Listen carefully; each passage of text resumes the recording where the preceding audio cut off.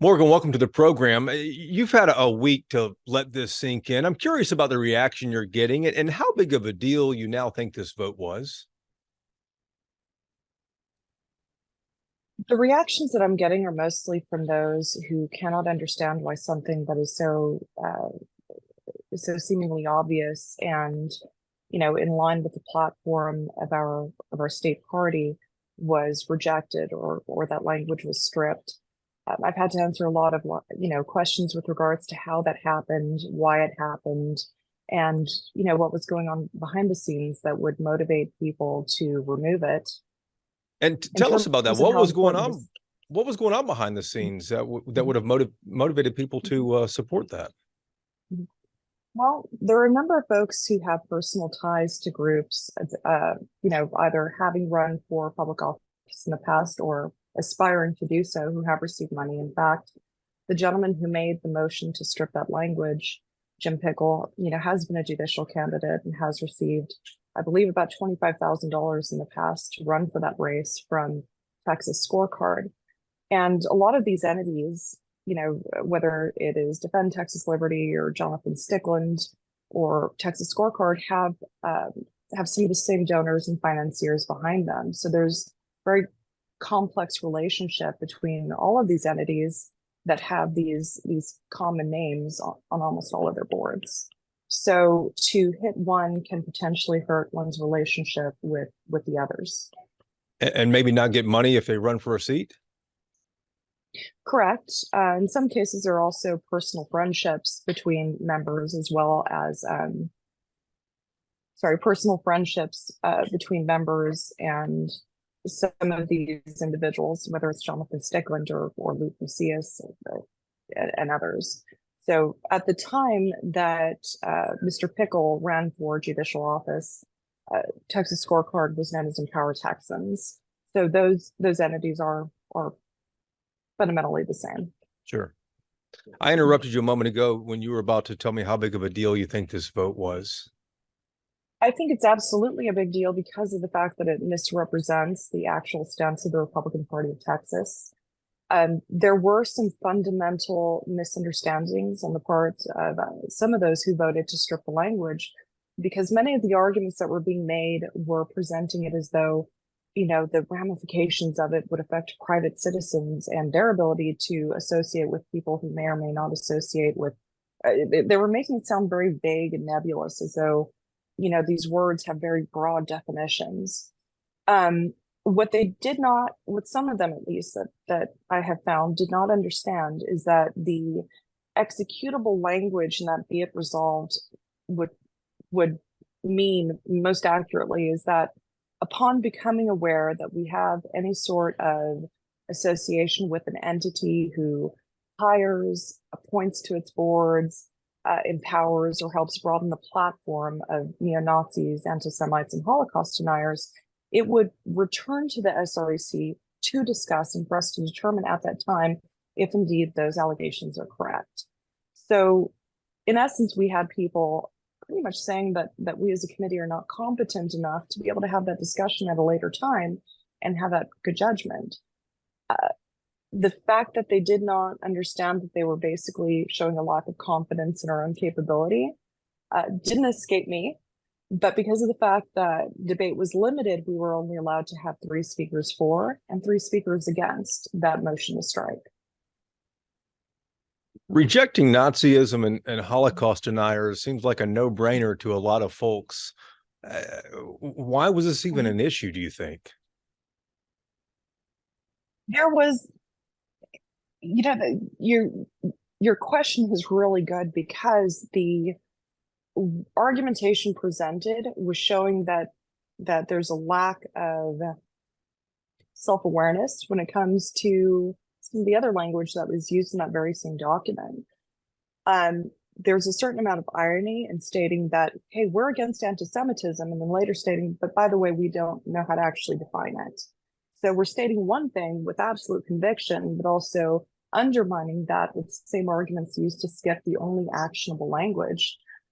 It shouldn't escape notice that resolution became something that's more passive, simply stating, we like Israel, we support Israel. we like the Jewish people, but we're not actually going to walk the walk that goes with that statement. So as much as it's a no-brainer, I think there are a plethora of things running with it, such as folks not wanting to have anything that could potentially result in severing ties with their friends, associations and entities in the future. And then, of course, the lack of institutional knowledge or even understanding of what the resolution actually means. Morgan, this vote was close. It was 32-29. Looking back now, have you heard any regret from your colleagues on their votes? There seems to be a great deal of defensiveness and maybe even excuses or attempts to try to downplay what actually did occur. The gentleman who made the motion, Mr. Pickle, was trying to state that in no way was that language actually removed, and this is where he and I disagree. What happens is these resolutions go through a subcommittee, the resolution subcommittee, and they adopt a report. That report that was adopted included that language in it. So he's stating that language was not removed because we hadn't adopted the resolution yet as a full committee. My argument is absolutely there was language removed, which is why you had to make a motion to strike it, thus amending the report. So we're starting to get into this phase where now that they're seeing the backlash, the response, which I think was a great response from our lieutenant governor, or the fact that it's even unified the speaker and the lieutenant governor in terms of their view of what occurred with that language. Now folks are not wanting to either discuss it, they don't want to acknowledge the criticism, and they're also a bit critical of those like myself who are making tremendous efforts to distance ourselves from their actions. The vote was 29 against the removal, 30 for the removal, and 2 abstentions, one of which was the state chairman, and the other was a proxy for my partner on the state executive committee. We did have one member who would have voted against removal of the language, but she had an emergency and did not have time to get a proxy in place. Otherwise, we may have actually seen a tie. What message does this send about the Republican Party of Texas today? I think there are several messages. One, of course, is on the surface, which is what many of the headlines that basically we provided are, which is that we rejected language taking any sort of action to disassociate with those who are not just anti-Semites, Nazis, or Holocaust deniers, but also those who enable and empower them in Texas politics. The other message that it sends is that there's a desperate need for Republican voters to pay closer attention to who is representing them on the state executive committee. It's very clear that members of the SREC are not necessarily reflective of, their constituency. So, and very interestingly enough, you will find that some members have a great deal of disdain toward Republican voters. They'll state that they're uninformed, that they can't be trusted to properly choose truly conservative Republican nominees, because of course they're critical of those who win overwhelmingly in districts that tend to be a little more to the purple side. And so some of them have this idea that we should do away with primaries entirely and be able to choose nominees through the convention process, which is the most elitist approach to how the process should work in our state. So the message that really does need to be communicated, particularly now that the state parties prioritizing getting involved in legislation and pressuring legislators to represent us as opposed to their constituents, is that Republican voters, the actual grassroots, need to start to look at their county parties, look at the convention process, particularly after this vote, and if they are, as I know, as underrepresented as they are, start to hold their representatives in the party accountable, because Republican primary voters are our grassroots. They're the ones that we need to serve, not the other way around. You sound frustrated about this entire situation. I am. It's been a developing issue. It was definitely escalated a great deal when Lieutenant Colonel and West became the state chairman. We started to see a great deal of unraveling of our institutions, safeguards, and a huge loss of institutional knowledge within not just some of our leadership, but particularly the board of directors, which is what the SREC is. There was the largest turnover that we've seen in over a decade. I've been involved since 2014 at the state party level. I have chaired our Immigration, Foreign, and Military Policy Committee that helped form that aspect of the platform in 2016, and have served on the platform committee for 3 or 4 conventions in one capacity or another. And so it is very frustrating to see this thing that many of us have poured, years of our lives into, to the detriment of time and attention, sometimes to our families, and great, personal financial investment to be able to travel and dedicate so much time to it. Seeing that our institutions being put at such great risk, where its core values are being undermined by the very same people who are supposed to be safeguarding it. 2 last questions for you. I'm curious if you think this is going to impact the Republican Party of Texas in 2024. That's coming up on us here. That's a very good question. I think that right now we're seeing a disconnect between the organization that is the Republican Party of Texas and those who are the public officials. So a separation between the party politics and the public political sphere. I do not think that this is in any way good for any of our candidates running in 2024, particularly if this is weaponized.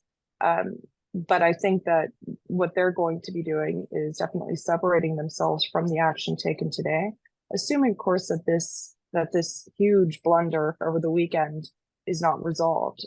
It's highly possible that greater minds will prevail, and those who voted to strip it may go back and want to revisit it and rectify it, particularly in response to the lieutenant governor's call and charging us with that duty. But, on a more practical level, the message that it sends internally is that we are not willing to hold accountable those who are wanting to influence our institution and to influence our legislation and influence our primary process. Meeting with Nick Fuentes, there's absolutely no reason to meet with somebody who is leading a crowd and chanting, "Let's burn down the Texas GOP."